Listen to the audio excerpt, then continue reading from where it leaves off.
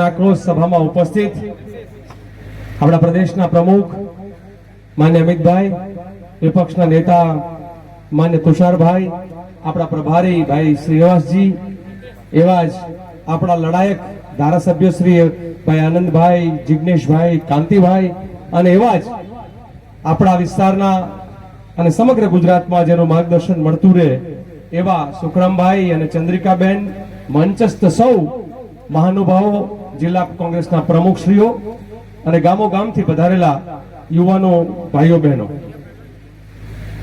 વાત કરવા માટે આમ આનંદ આવે એવું એક તો માઇક છે ને આનંદ આવે એવો માહોલ છે.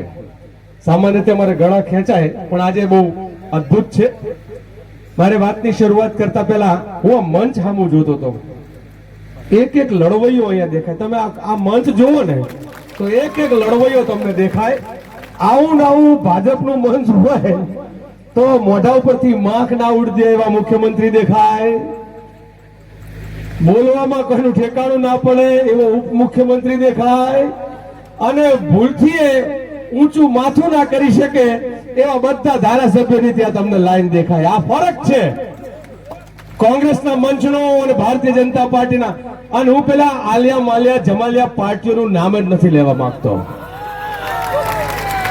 નામ લઈને મોટા કરવા આપણે લોકોએ કોંગ્રેસના નેતાઓ, કોંગ્રેસના કાર્યકર્તાઓ મનમાં ગાંઠ વાળી લો કે ભારતીય જનતા પાર્ટી માટે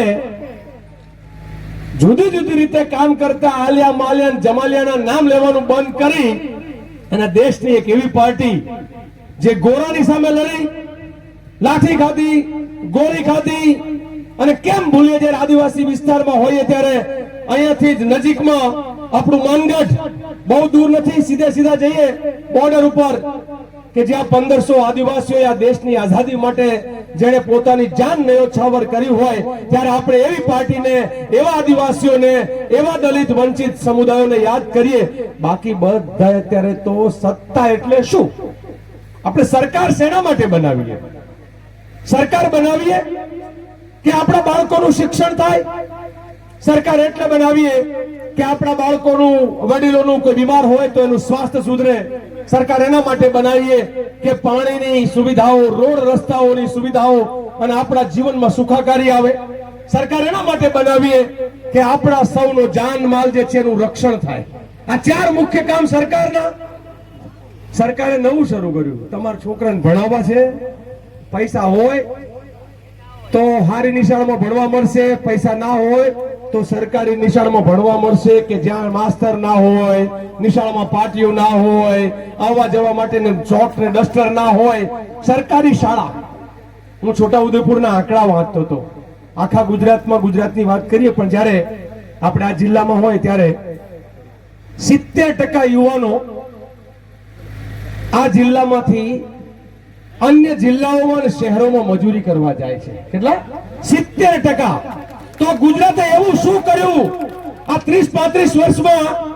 એ ગુજરાતના શાસકો એવું શું કર્યું કે અહીંના યુવાનને અહીંયા રોજગાર ના મળે, અહીંની બેનને અહીંયા રોજગાર ના મળે, અને એને રોજગારી માટે જે છે વડોદરા, સુરત અને સૌરાષ્ટ્રમાં જવું પડે, અહીંથી બસો ભરીને કોકની ગુલામી, કોકની મજૂરી કરવાની. તો અહીંયા પોતાની જમીન ઉપર, પોતાના વિસ્તારમાં એને રોજગાર કેમ ના મળે?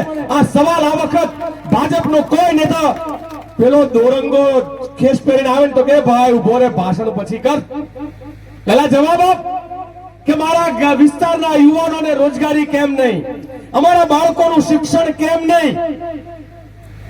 એક આંકડો અંગ્રેજીમાં છે પણ મારે તમને ગુજરાતી, બાળકોનું બાળ મરણનું અને માતા મરણનું આંકડાઓ આખા ગુજરાતમાં કોઈ જગ્યાએ વધારે હોય તો એ આપણી પટ્ટીમાં છે.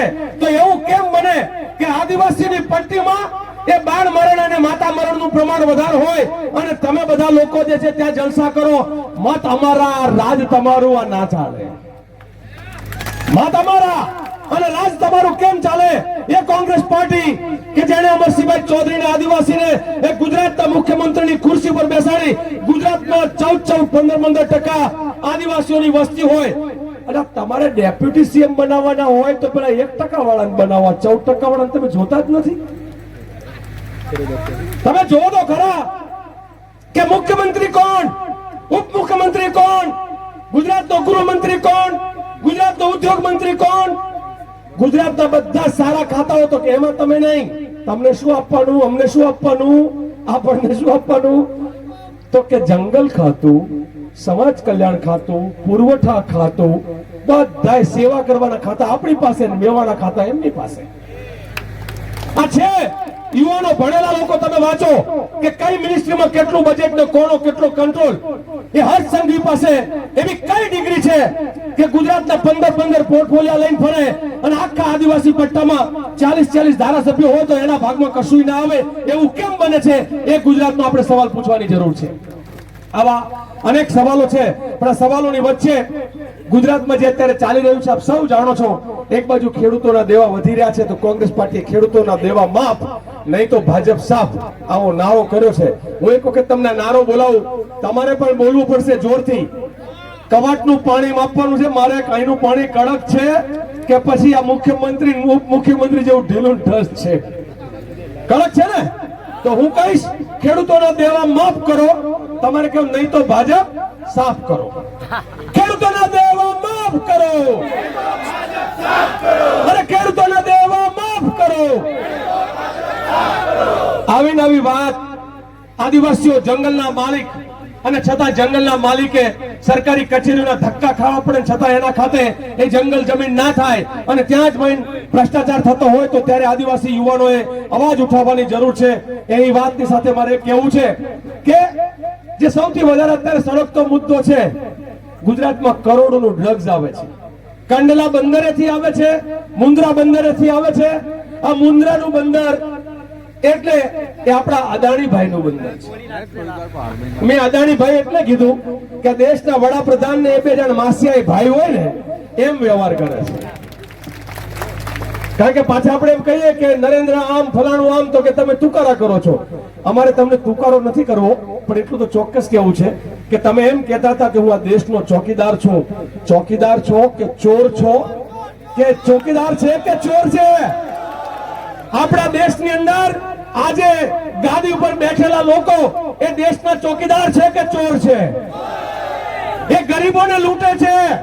તમારા મારા પૈસે એ અદાણી ને અંબાણીના ખિસ્સા ભરે છે ને એના છોકરા મજા કરે અને આપણા છોકરા મજૂરી કરે. આવું ના ચાલે. આ વાત આપણે કહેવાની જરૂર છે. તમારા છોકરા મજા કરે ને અમારા છોકરા મજૂરી કરે, એવું કેમ ચાલે? અને એટલા માટે અદાણી મેં કીધું એમનો માસીનો દીકરો, ભાઈનો દીકરો કોણ છે કઈ ખબર નહીં, પણ ભારતમાં સૌથી વધારે ડ્રગ્સ, નશાની ગોળીઓ એ અદાણીના બંદરમાંથી ગુજરાતમાં આવે અને ગુજરાતમાંથી આખા ભારતમાં જાય. અને છતાંય અહીંનો ગૃહમંત્રી ફાંકા ફોજદારી કરે એમ કે ગુજરાત સલામત હાથમાં છે. કે ગુજરાત સલામત હાથમાં છે. ત્યારે આપણને ખબર પડી આખી એક મૂવમેન્ટ ઉપડી ગુજરાતમાં. ભાઈ જિગ્નેશ, તમે જાણો છો કે આ મૂવમેન્ટ લડત લડે છે એમ આપણા આદિવાસી વિસ્તારમાં આદિવાસી નેતાઓ જંગલ જમીનના મુદ્દાઓ લડે છે, એમ અમિતભાઈ, તુષારભાઈ આખા ગુજરાતમાં હમણાં જન આક્રોશ યાત્રા કરી અને યાત્રા થકી ગુજરાતના લોકોનો અવાજ ઉઠાવ્યો. મને એમ લાગે છે કે આપણે વીરલાઓને એક વખત તાળીઓથી બિરદાવીએ કે તમે ઘર બહાર છોડીને ગુજરાતની ચિંતા કરવા માટે નીકળ્યા છો. ગળા બેસી જાય, તબિયત બગડે, ટેબ્લેટ ખાઈને પણ એ લોકો યાત્રાઓ કરે, ત્યારે આપણે કહેવું પડે કે ભાઈ કોલર ઊંચા કરીને ગમે એમ તો કોંગ્રેસી છે ને એટલે લડે છે. આ લડનારા લોકો માટે હમણાં એક નવી આજે માહિતી આવી સવારમાં આઈબી ના પેલામાંથી કે જિગ્નેશભાઈ તમારી જાનને ખતરો છે. મને એક વકીલ બહુ જ મોટા એને કીધું લાલજીભાઈ તમારી ઉપર પણ જોખમ છે, અને આવું કઈ અને એક રીતે આપણને મેસેજ કરવા માંગે છે. ત્યારે મારે ગુજરાત સરકારને અને ગુજરાતના એ હોમ મિનિસ્ટરને અને ભારતના એ હોમ મિનિસ્ટરને કહેવું છે કે ગુંડા મવાલી જેવી ભાષામાં કેમ વાત કરો છો તમે લોકો? તમને બીક લાગે તો આવો વિધાનસભામાં ચર્ચા કરો. તમે આડકતરી ધમકીઓ મોકલાવી દો કે દારૂ ને ડ્રગ્સ ના માફિયાઓ કદાચ તમારું મર્ડર કરી નાખે.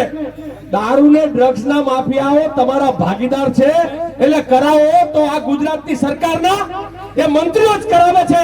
એવો ખુલ્લો ઓર્ડર કઈ પણ થાય તો હું તમને કહું છું કે આવનાર સમયમાં આવા લડવૈયા ઉપર ક્યાંક સરકાર, ક્યાંક બુટલેગર કે ક્યાંક કોઈ કે દારૂ ડ્રગ્સ નો વેપારી એક નાનો અમથો પણ આમ ચીરો કરે ને તો તો આખા ગુજરાતના લોકો એક થઈને કહેજો કે આવી સરકાર નથી જોતી, નથી જોતી, નથી જોતી.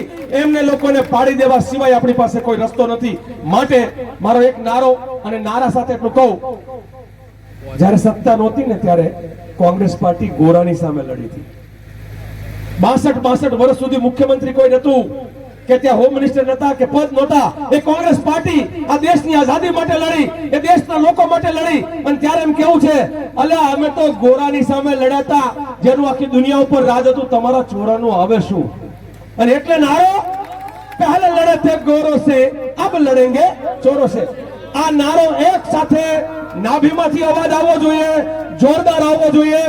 હું આશા રાખું છું કે તમારી પાસેથી એવો અવાજ આવશે કે આખા ગાંધીનગરમાં ખબર પડે કે હવે ગોરાનું જેમ નતું ચલાયું ચોરાનું પણ નહીં ચલાવીએ. એટલે હું કહીશ કે પહેલે લડે થે ગોરો સે, તમે કહેશો કે અબ લડેંગે ચોરો સે. જ્યારે ચોરની સાથે લડવું હોય તો કમજોરનું કામ નહીં. તમે બધા જોરદાર છો, ખરા તડકે બેઠા છો, ઘરે ઘરથી આવ્યા છો, ત્યારે જોરથી બોલો. પહેલે લડે થે ગોરો સે, અબ લડેંગે ચોરો સે. અરે પહેલે લડે થે ગોરો સે, અબ લડેંગે ચોરો સે. અને સાથે સાથે ભારતના શાસકોને કહેવાનું છે, જેમ રાહુલ ગાંધી આખા દેશમાં ગરીબોનો, વંચિતનો અવાજ છે એને કહે છે, એને ત્યાં ઈડી મોકલે, સીબીઆઈ મોકલે. ત્યારે આપણે એમ કીધું હતું કે મોદી તેરી જેલો કો દેખા હૈ ઓર દેખેંગે, જાલિમ તેરે જુલ્મો કો દેખા હૈ ઓર દેખેંગે. અમે ભારતના આદિવાસીઓ, અમે ભારતના લડવૈયાઓ તમારી સામે લડશું. આપ સૌનો ખૂબ ખૂબ આભાર, ધન્યવાદ, જય હિન્દ.